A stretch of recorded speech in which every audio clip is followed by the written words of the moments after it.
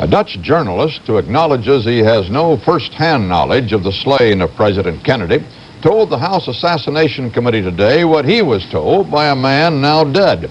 Jim McManus reports. Williem Oltmans spent more than 2 hours answering the committee's questions behind closed doors.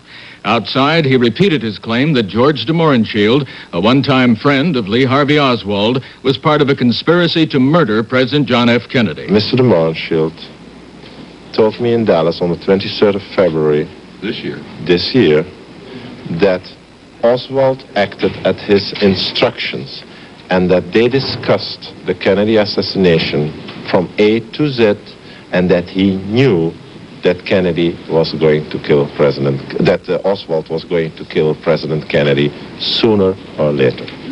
Oltmans said there were 4 Kennedy assassins and that he gave the committee a picture of a Cuban, who he declined to name publicly, as possibly one of the 4.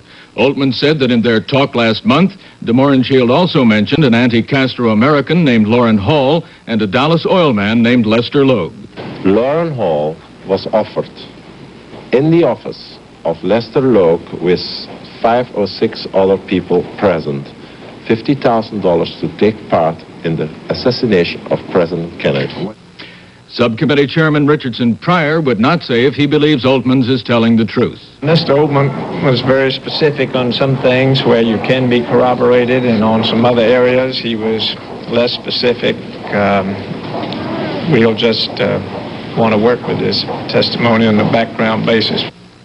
Oltmans also implicated the late Texas millionaire H.L. Hunt in his testimony. Hunt's family and Lester Logue both issued denials of any implication in the Kennedy assassination.